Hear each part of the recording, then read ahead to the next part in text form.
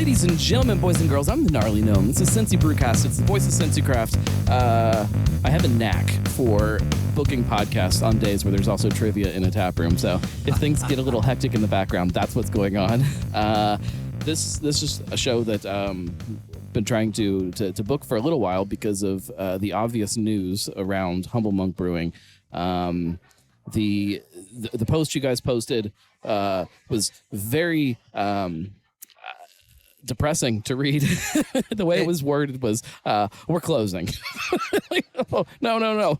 You guys are moving to be a little more accurate. Yes. This is and we've got a lot to cover because if my notes were right when I looked, the last time we did a show here was January of 2020.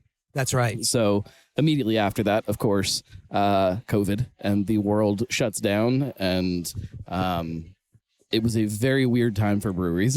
It was. We were only open just under a year when that happened. So I guess if we can survive COVID, we can survive this move. That's right. Well, and we'll get to all that.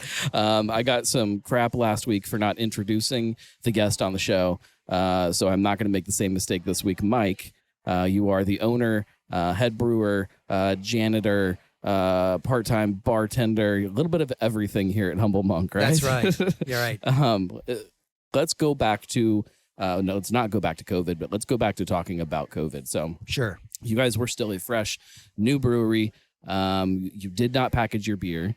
You were a taproom only brewery, and then the man tells you that you've got to close your brewery. That's right. How did you guys navigate that? Talk about that process if you want to relive it in your mind. Well, I remember that. That is loud. Yeah, shock therapy, folks. We have it right here at Humble Monk. Get it while you can. Day after St. Patrick's Day, our St. Practice Day celebration. Right. I was behind the bar, and it was like closed down. I go, okay, no way to make a livelihood. Right. Well, there was other ways, but the way we wanted to be in the craft beer business. Right. It was incredibly shocking, but as things progressed during COVID, the neighborhood stepped up. We were using printer labels to label our cans. Right. And we had about 6 months earlier bought this little hand can seamer. It was sitting there because it was metric and we hadn't figured out how to adapt it. Right. So I went down to a machine shop, adapted it, and like a month later, COVID hit. And of course, Urban Artifact was generous enough to lend us a skid of cans, which we blew through. Right. Wore out a couple canners, seamers, selling beer to the neighborhood, people walking in, ordering online. My oldest son, Paul, kind of set us up so we had online ordering, way beyond my capabilities as far as the tech side. But overall, we did okay. Well, and one thing about the craft beer industry and craft breweries in general is like this scrappy kind of like, no matter what happens, like you figure out a way to make it work. Like it's not supposed to be fancy. It's not supposed to be pretty all the time. It's just making stuff work. And then at the end of the day, cold beer is the result. But I was one of those people in March of 2020 that I thought the whole world was going to just completely tear itself apart. I'm like, we're gonna lose. How many breweries are we gonna lose in town? How are people supposed to make this work? If every ounce of your business is somebody coming in and sitting at that bar, how in the world are you supposed to immediately shift and change and pivot? And it blew me away to watch how, especially some of the smaller places like you guys, how just immediately it's like, all right, well, this is what it is now, and so we have to figure that out. Right. And figured it out great. And for a lot of local breweries, they just continue to grow through COVID, as did we, and come out the other side, and it almost makes you better. Yeah. It tests your mettle, that's for sure. Yeah. And it's, at the end of the day, the old adage, what doesn't kill you makes you stronger. In this instance, that was what COVID did to Humble Monk. We just, we pivoted. And do you feel the same optimism of it making you better at the end with this move? Yes. Uh, Yes. Was that a process to get to that? Because well, you've seen the movie Austin Powers where the steamroller comes towards the guy. Yeah. That's kind of where we were. We saw the writing on the wall. It's like, oh, okay.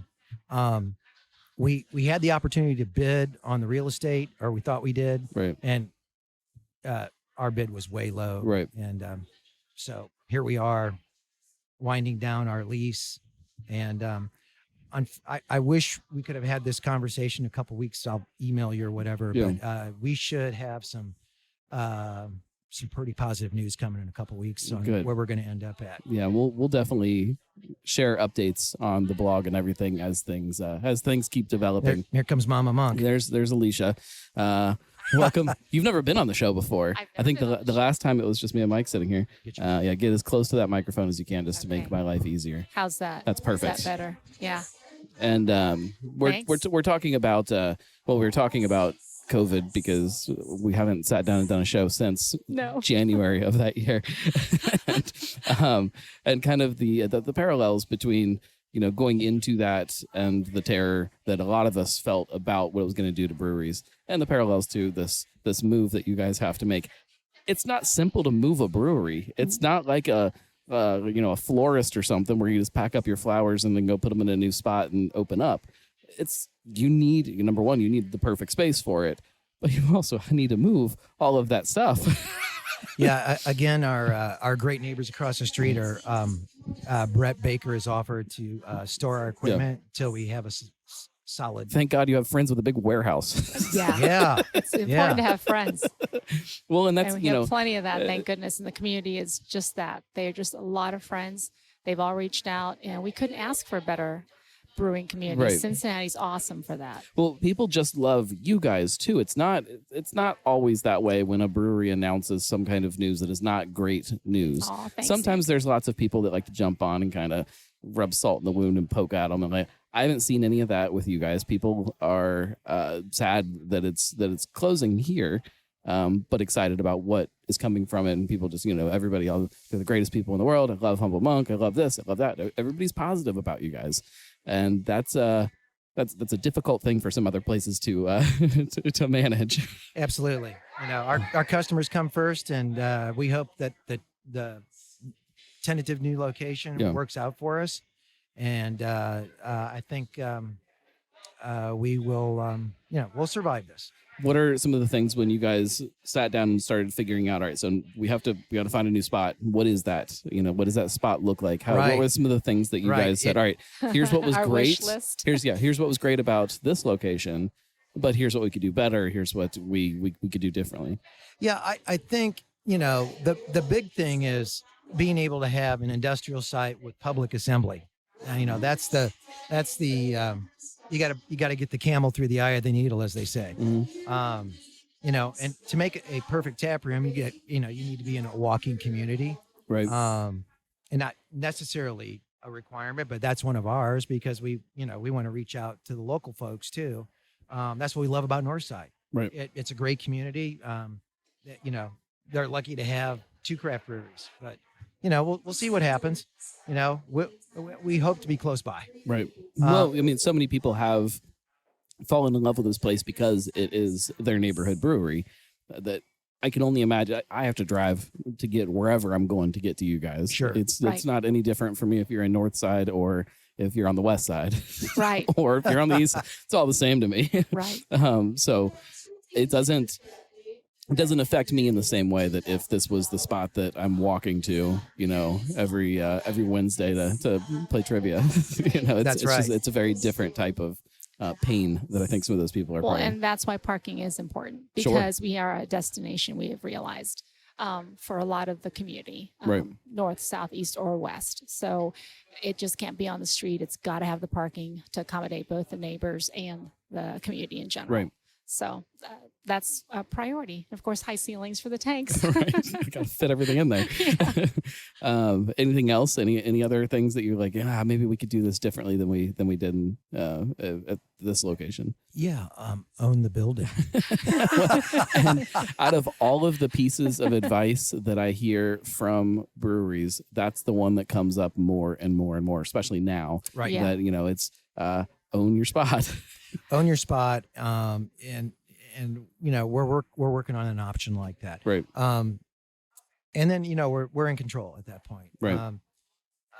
This was a great space. We were in this space for 7 years, open for 5, serving beer. Right. And I wouldn't trade it for the world. I'm not real happy that I have to move, but that's just a fact of life. It's just like COVID, nobody wanted that to happen, but Right. it becomes another piece of the story for you guys and for a lot of craft breweries, and just another step along that journey. And it come out the other side and you look and feel a little bit different, but hopefully it's for the better. And I hope that that's what this move will do. Yeah, and I think we'll retain all of our brewing staff. The 3 geezers, as we're called. We're all over 60 in the brew house. I need some young blood. Any good brewers out there that are under 40, come and see me when we get our new Brew spot. days here just a little bit slower than at other places, and Well, it's hard to There's get a the lot of walker up the groaning. mezzanine. That's fantastic. No, we're pretty spry, but no, I've got some great talent out there. I think we've really hit our stride with the quality of our beer. The beer is great. Everything that I've drank lately is fantastic. I'm drinking I guess I should have told people what I was drinking. From the beer fridge. It is a craft beer podcast. So yes, of course I'm drinking beer. I went with the Hefeweizen, which I don't think I've had before. And it's great. I had the last time I was here, drank a whole bunch of the Helles, which I'm absolutely in love with. I think we're out though. Yeah, well, we're getting close, but good news is it was a brewer's preference, so we brewed five more barrels. So Right. Come into the Humble Monk tap room between now and June 22nd and drink Helles. That's right. And you guys will be open for Missing Link this year. Absolutely. Yes. Kind of a bit of a farewell party for the tap room. People can come over here and drink. How is that transition going to work with you guys of getting into a new space and opening up? Are people going to be able to find a way to get your beer in the meantime, or Well, we're going to try to do. We've been working with a couple other breweries.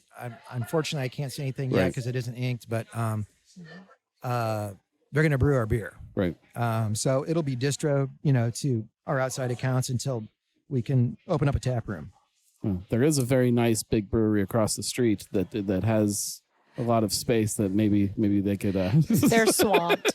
They're so busy. God love them for helping us. I- Even it's just they are so going gangbusters. It's Yeah, they're- awesome. I hadn't been Yeah. inside the brewery for a long time, and went for their anniversary party. Took a tour over there of the brewery, and it's amazing how much they've crammed into that space now. Yes. It's wild. Yes. Well, and Urban Artifacts and Humble Monk did a collaborative Missing Link.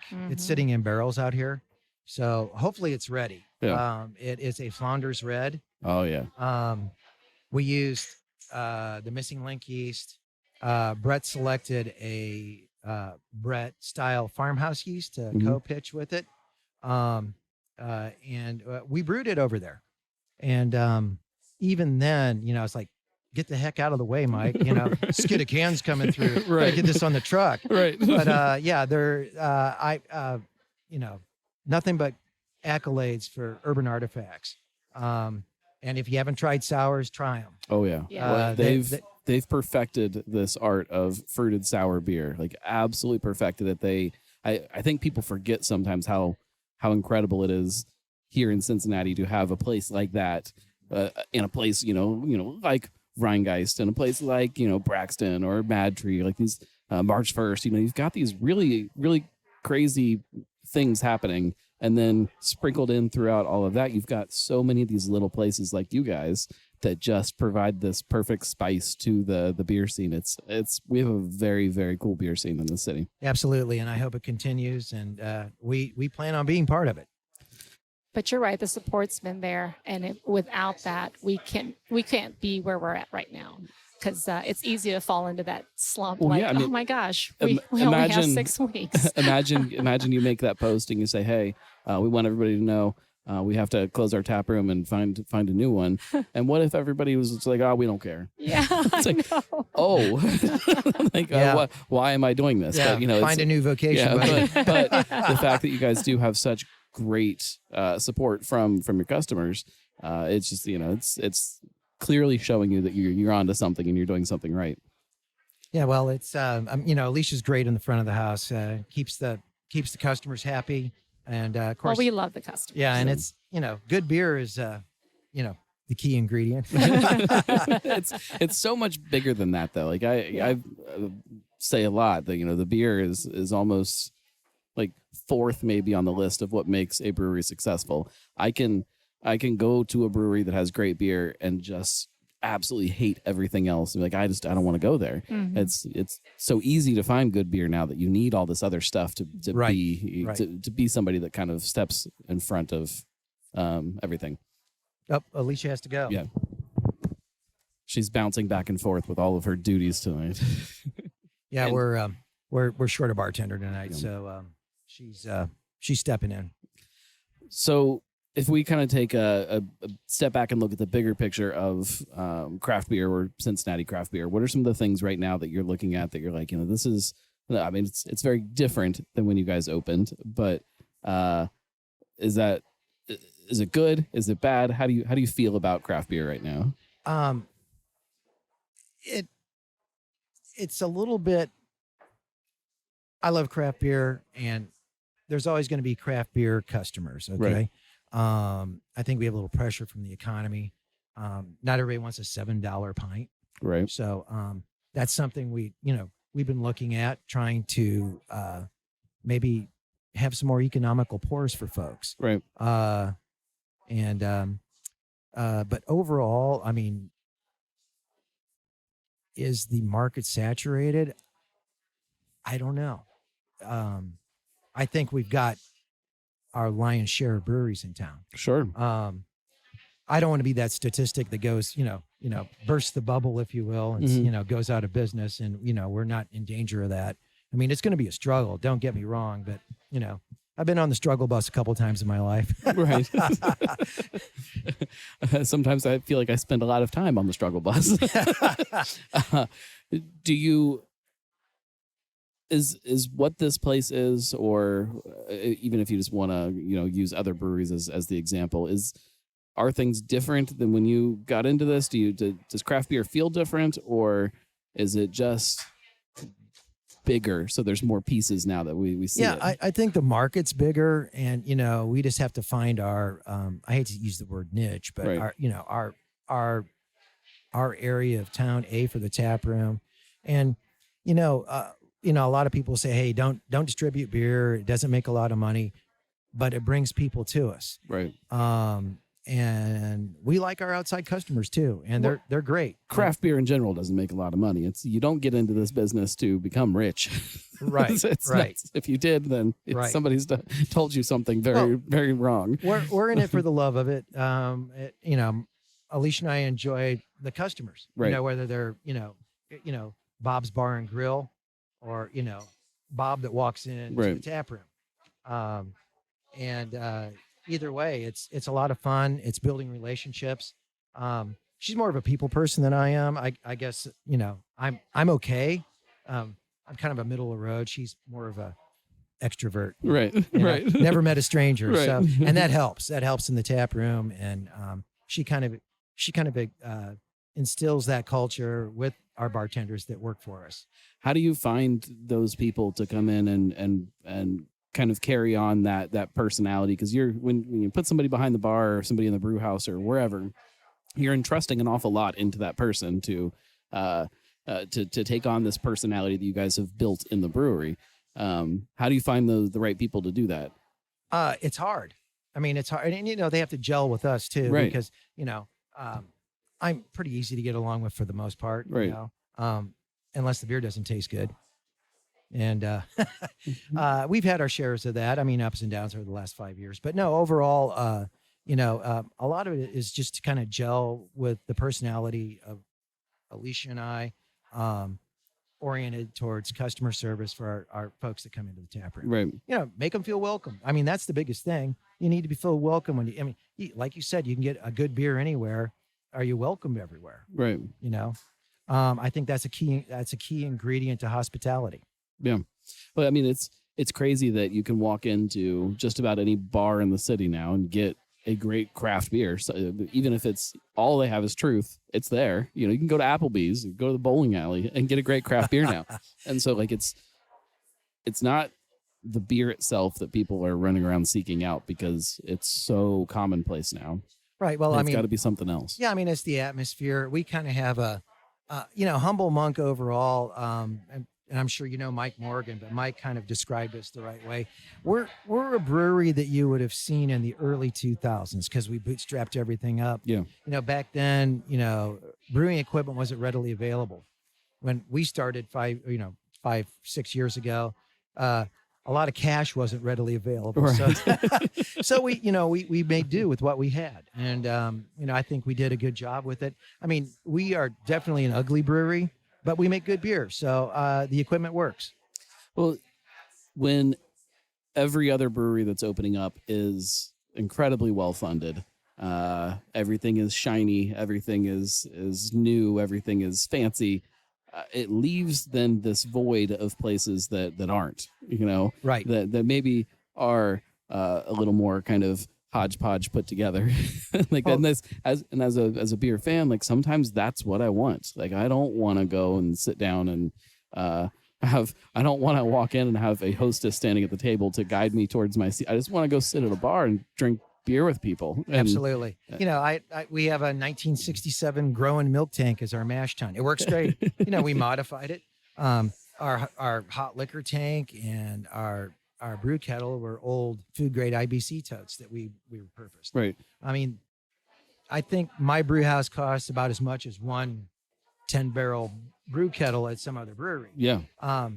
It works though. And I'm happy about that because I don't have a lot of debt. Right. So, and that makes us sleep at night. That allows us to make our move. Second most popular advice that I've heard from people, try not to go into a lot of debt to open your brewery. Yes. You'll sleep better at night. Right. Yeah. Now, on the other hand, I want this new shiny thing. I need this new shiny thing. Yeah. Well, if we don't have the money, we don't spend it. Right. So yeah, try not to go into debt out there. You new thrill seekers. Yeah. Just in general. Yes. In life. What are some of the things that, as you guys do make this transition into this move and everything, what are some of the things that maybe do worry you a little bit? Well, depending on where we move to, I hope our clientele will follow us. Right. I'm pretty sure a lot of folks will. I'm pretty confident about that. As long as we keep doing what we're doing. Right. The right size building. And we may have that. We just don't know yet. Right. I'll hopefully know in a few weeks. Right. We've been searching, making contingency plans, but now it's come down to the brass tacks. Right. So now we'll have to transfer our brewing license, make sure that, and wait for the government to get rubber stamp us.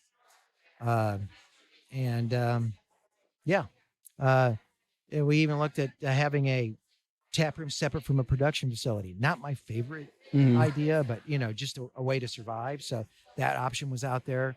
We looked real hard. That's a contingency plan.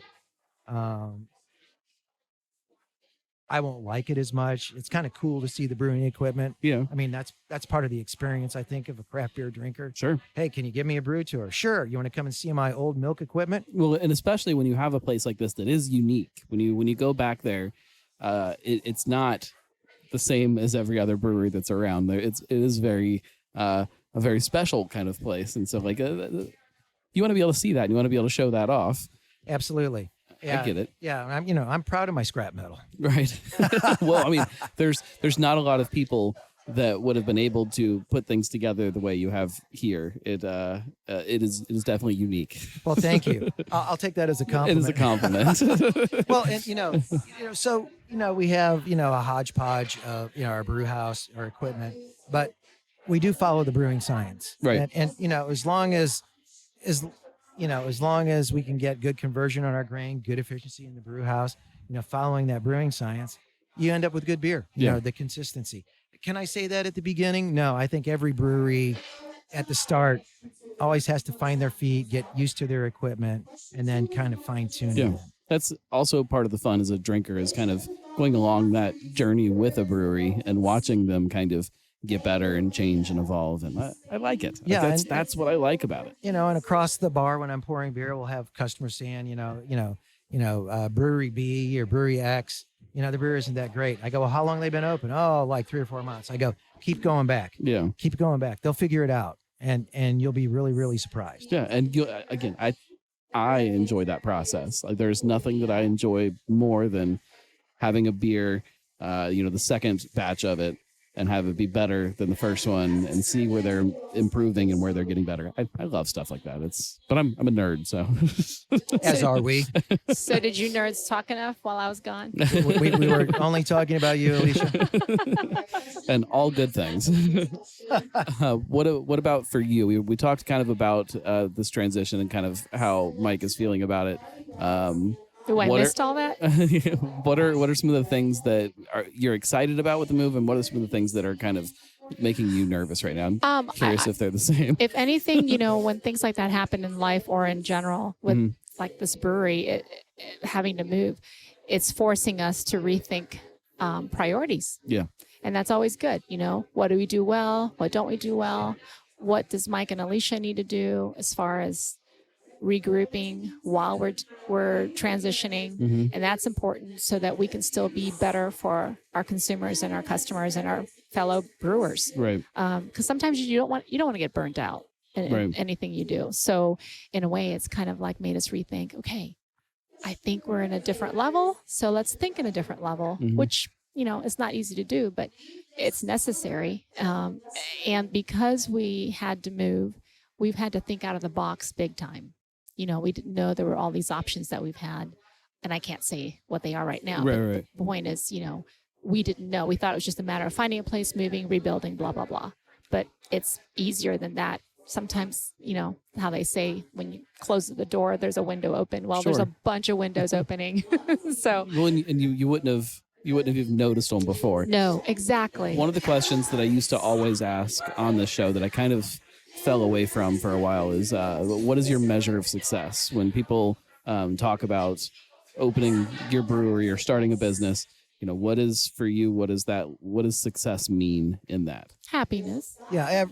Making, when the customer comes in and they love the beer.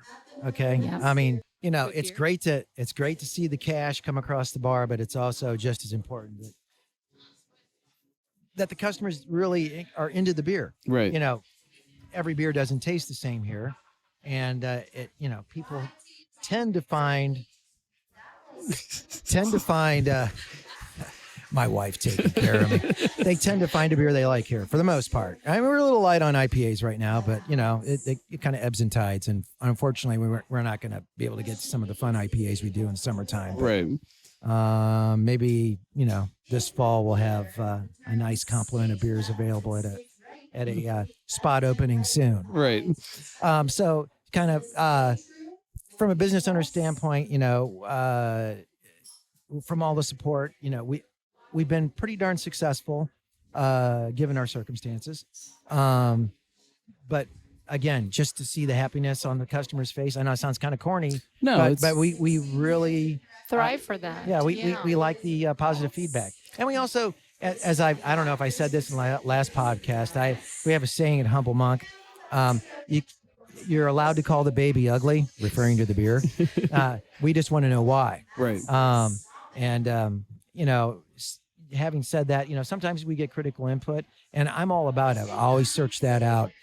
We always want to continually improve to provide the best product for our customers. Right. But the difference too is that you really, really have to enjoy it. I mean, if you don't enjoy what you're doing, that's basic. You have to. It's so much hard work. I think you have to like find ways to keep coming back to that core value of why this exists. And I think a lot of places either don't really understand that at the beginning, or kind of lose sight of it at some point. Like there's a lot of places that just lose that driving factor, whatever it is for them. And that, it's. Yeah, you definitely don't want to lose your luster. That's for sure. I mean, this is a game of fast changes, different beers. I mean, if you're not on the next beer that somebody wants to try, you get behind really fast. Yeah. I mean, that's one of the things you realize in the craft beer industry. If you're not moving with the times and moving with what the people want, right, then you're going to fall behind really fast. And it is one of those things that's very easy to get stubborn about things, because we all have preferences. There's beer that you love to drink that could just be up there all the time. Mm-hmm. Sure. I'm not a huge IPA drinker. I would struggle opening a brewery. Right. Well, I'm like, oh, we don't need an IPA. It's fine. Nobody cares. They do. It's called, don't me market, AKA head brewer, Right. Don't me, if you like IPAs, don't brew all IPAs. You got to brew what the customer wants. Right. Yeah. And when the seltzers came out, he was not happy. But to some, you weren't happy when the seltzers came. Well, yeah. But that's what sells. you have to find that nice balance though between that. Like you Right. can't only brew what other people want, because then you lose interest in what this is, and then it's not fun anymore. Right. And so like you have to find that way to kind of balance between the two sides. Well, and one thing that we implemented here, I brought Alan Molman over. Right. He was at Listerman Brewing, and Alan and I have been friends for 15, 16 years. Excuse me. Itch. And he says, well, I ran the homebrew shop, but I also brewed small, like micro batches, experimentals. I said, what about starting a program where we release an experimental every Friday? And so we've been doing that, for the last year? Yeah. And it's been a lot of fun. And we found the Hefeweizen you're drinking, that formula came from the experimental brewing program. It's funny because like if somebody says, oh yeah, we do experimental test batch, Fridays, I'm thinking like some kind of crazy off the wall, like you're really messing with. It's a Hefeweizen. It's a great, just traditional Hefeweizen. Exactly. Well, but there's so many styles. Yeah. That's just it. And it's like, okay, I can formulate this on paper, throw it to the big brew house, and bet a lot of money that it's going to turn out right. Or we can brew 10 gallons and see what the consumer likes. Well, within just specifically talking about Hefeweizen, like there is this whole spectrum within that of some of them lean more towards banana, some of them lean more towards clove, some of them you get a little of a bubblegummy thing. Like there's so many different personalities within there, and I think people forget that sometimes. They want these big kind of giant flavors that smack you upside the head, and they forget the beauty of something that's just quote unquote a normal simple beer. Like and you're drinking most. There's no clove in it. It's just subtle banana notes.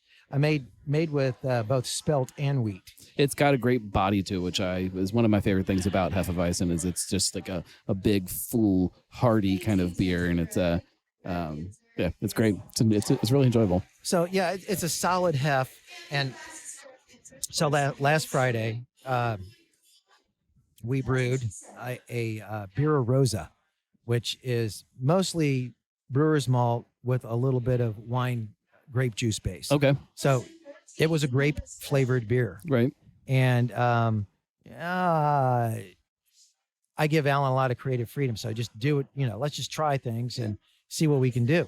It was a little bit high on the ABV for me, but an amazingly weird beer that was very, very popular. That's cool. So, it's going to be revisited, at Humble Monk 2.0 for sure. Right. And, we found a lot of brews like that. He brewed I know you don't like Belgians, but he brewed he brewed a nice dark Belgian strong ale that was just off the hook.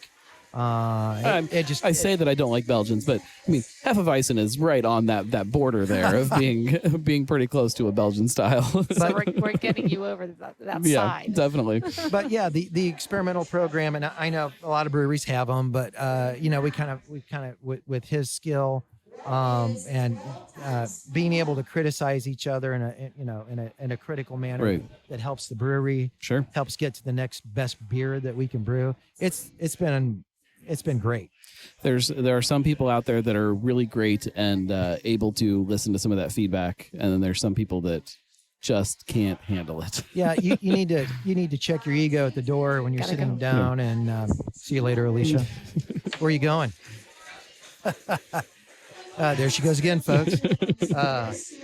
Thank God for her. But that's kind of a new thing that we started a year ago, and we're incredibly pleased with it. We have folks that come in on Fridays just looking Sure. for it, and folks that come in on Saturdays are very disappointed because it's all gone. Well, there are some other breweries that are so busy trying to just keep up with everything that they've lost all of that excitement of new things. It's just like you Right. just have to keep doing the same thing over and over and over again and just try to keep it on tap. And so it's fun as a beer drinker to be able to walk in and be like, hey, what is that? I haven't had that beer before. What is that? Like that's fun. Yeah, he did a last spring was pretty off the hook, of course, and everybody does them. I know that there's some production ones. It was a spruce ale, Yeah. and it was really interesting. It had banana notes in it, which was really That's weird. cool. Yeah, I don't know if I tried that or not. it was gone I on don't a Friday, remember. and we can kind of measure our experimentals. It was gone on a Friday, and we try to talk to the customers like, hey, you're gonna have the experimental. We'd love to hear what you think Yeah. about it. We probably ought to get a little bit more empirical about consumer feedback on that. Yeah. And, that's maybe our next step is to, get a little bit more empirical feedback from our customers on what beers they like and they don't and experimental. Even something just as simple as putting up post up on Facebook or something like, hey, for those of you who've been here for Experimental Fridays, what was the one you missed the most, and see what people Right. respond to that. Right. And, He did I think it was a pineapple beer, just like a weeded pineapple beer. Mhm. That was kind of inspirational for our Missing Link beer. Okay. We are doing a weeded pineapple Missing Link love beer. it. Love it. A little like, I think it's like 4.5%. Yeah. So, he did an experimental one on it. All of us agreed that it was a little too pineapple-y. We want you to look for it a little bit. Right. A lot of folks like to have that slapped right in your face. But it's fun to find the nuances on your palate versus, drinking pineapple juice. Well, and because you guys, for now, are located right across the street from Urban, that is a little more in your face with whatever fruit is in the beer. That's right. It lets you guys then kind of lean away from that. Whereas there are some breweries that maybe are in their own little, desert where they don't have a lot of breweries around them. Then it's like, we have to do this, and we have people wanting this, and maybe we need to do that, and trying to give something for everybody. Sure. And you guys do have the ability to kind of branch out away from that a little bit because you do have other places right here around you. Absolutely. For now. Well, and So that has to be a factor too when you're choosing a new location. You got to look who's around you, and Absolutely. do you like what they do, and do you like how it complements what you do? It's well, you have to adapt, and it's a like it's always evolving. But the cool thing about the smaller brewery, we do 5-barrel batches, and we can do 10-barrel batches. Yeah. But the fact that we're doing small batch per se, 5 barrels is small batch. Yeah. We can pivot a lot quicker than, a behemoth can. Yeah. and make a different beer. And I would love to grow a little bit more, but I think if we get larger, I'm going to miss that. Well, Yeah. Hey, we got 30 barrels of X out here, why isn't it selling? Yeah. Do people like it? Are we missing the mark? But with 5 barrels, there's not that much at risk. Right.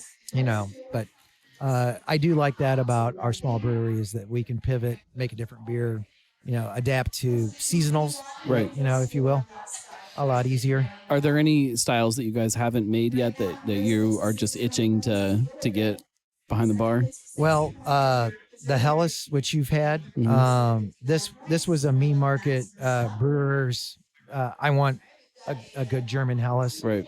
and Are you familiar with Old St. Mary's downtown? Yeah. They have the Yeah. German Mass and everything. Yeah. I don't know if we've talked about this the last time you were in. I don't know. But they have a German Mass. German-borns go there, and every once in a while we'll go there.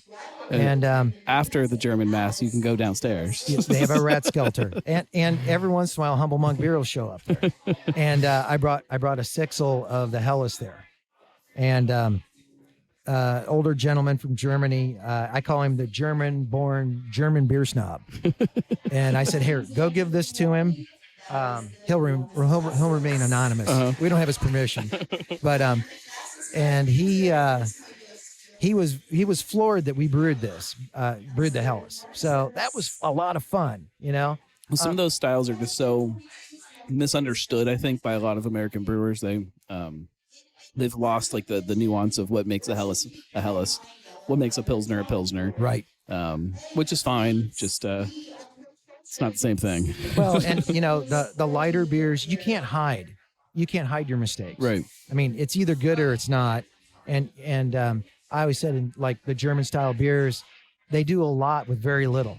Mm-hmm. They're monitoring temperature, firm temperature, mash temperature, oxygen levels, in your mash. I mean, there's all these crazy parameters that, American craft brewers really don't think of. Right. And not that I am a pro German style brewer by any means. It fascinates me that all of that developed too before the science even really understood it. Like it was like them just, the person that taught them to brew, the guy that was there before them. Right. I do this and it starts to taste better. Right. And then right. So then they start doing things and they maybe change something a little bit, like, oh, it starts to taste better if I do this. And then they do that. And just over like these generations and generations, you start to get these best practices and things that, they didn't know why it was working the way it did. Absolutely. Knew that it worked. And like, that's fascinating to me. We've got, modern brewers can open up a textbook and learn how to brew, or get on the internet and learn how to brew. Whereas then it was like this very tactic kind of thing. Like it was like you just had to figure it out. Absolutely. And if you're like me, I just ask ignorant questions of brewers that have more experience than me. Well, and there's something to that too, of learning from the people around you, and that's absolutely there's fun to that. Again, absolutely, it's still supposed to be fun. At the end of the day, you're making beer. Like it's supposed to be a fun thing, and and the guys out in the brew house, they'll get upset, and I said, it's beer, okay? Yeah. As long as we don't go bankrupt, and if you made a mistake, it's like, let me see, we have an English mild on. Called Dave's Mild. Mm-hmm. It was a happy mistake. It was supposed to be an Irish stout. and it's like I go, this is not a stout. This is not roasty. This tastes like an English mild. And we looked at each other and goes, damn, it does taste like an English mild. Well, we're going to put it on tap as a mild. And I would encourage you to try a sample of it before you leave. And, the Irish stout's on the tap right next to it. We have a little bit of that left, but, they're very similar in profile, but the Irish stout's a lot roastier. Right. But there are a lot of beer styles that are very close to each other when you really kind of start paying attention to some sides of their personalities, but then there'll be like one thing like that is just so different that it makes it its own style. Yeah. And, of course, Dave's Mild, people are going, who's Dave? Dave's our head brewer. Okay. And he helps us, 2-3 times a week. And he's a retired PhD food scientist that I taught him how to turn valves. And a very smart guy, does a great job. And, we're blessed to have him. Right. And he puts up with me. So that's even, that's another good thing about his attributes. Well, it's nice to have people around you that get it and appreciate kind of what you guys have created here, and can then put their own little touches on that and their own little spin to this thing that's already, developed. Yeah, it was really fun training him in a way, but in another way, it was like just hair pulling, because he's a seasoned home brewer. He's brewed for a very, very long time, and I had to get him out of the home brewer mentality. I said, we got to have consistency. Right. You just can't throw stuff in the mash tun. You got to follow the formula. You got to, check the pH, check the gravity, check the yeast temp pitch. These basic things that's like, when you're homebrewing, it's like, yeah, whatever. Yeah, who cares? Yeah. Maybe this is a one-off. Yeah, the story is sometimes half of the reason that you're making the beer. That's right. But he's become a really solid commercial brewer, and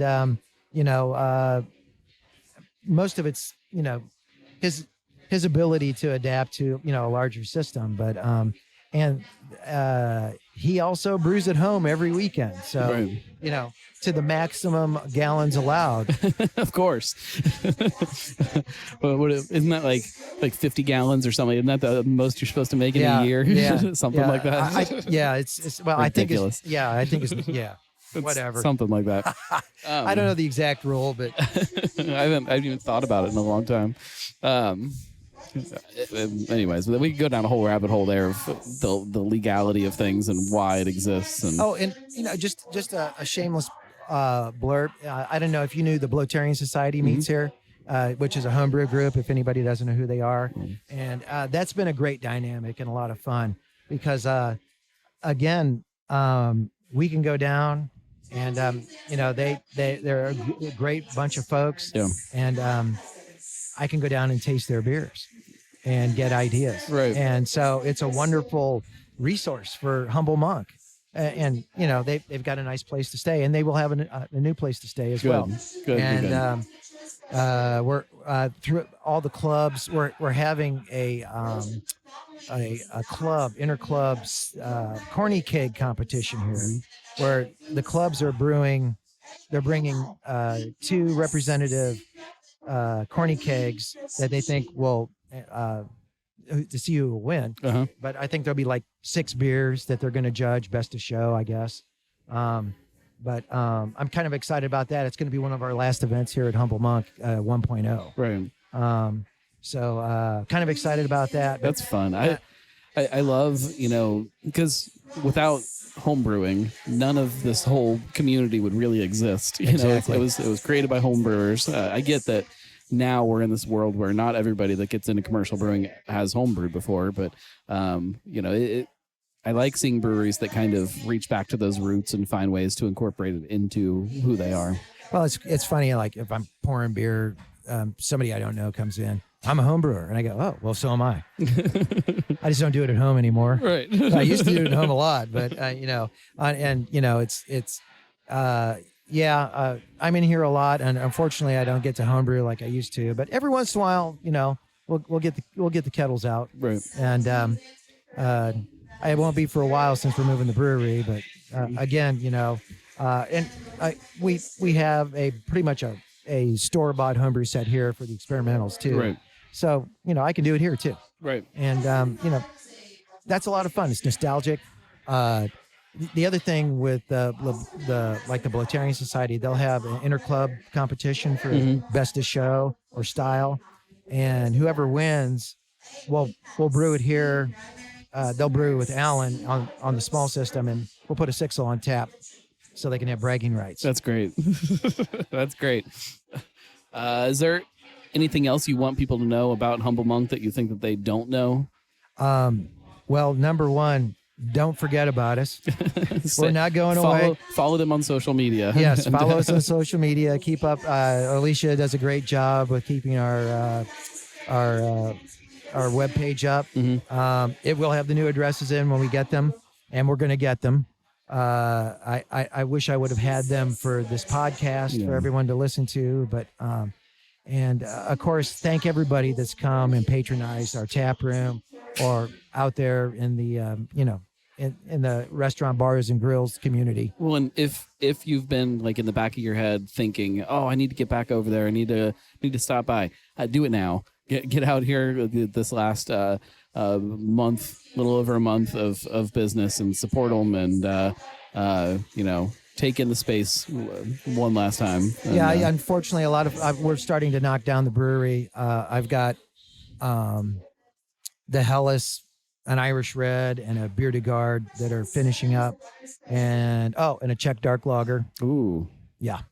That was Mike's preference, Right. but very good. But yeah, those are some more beers that are coming out, released, very, very soon.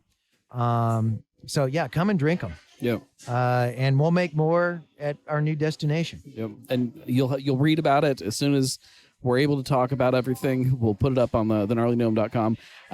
I'm going to say that I'll update the show notes to this podcast episode when we have details about the location, but in all reality, I'll probably forget to do that. So just follow on social media to all of their accounts, and they'll keep you up to date on everything that's happening. Absolutely. And again, thank you for everyone that has patronized this in the last 5 years. We really appreciate it. Well, I mean, you guys have built a space that makes people want to come and support you guys. So, all credit goes to you guys for what you've done here. Thank you. We couldn't do it without the customers. That's true. That's true. You could, but it would we wouldn't be nearly here as fun. very long. And thank you guys for listening to the show and for sharing it with your friends. That's how it all really keeps growing. So do that if you don't already. Just share it on social media or send it an email. Send somebody a text message. Tell them to listen to the episode.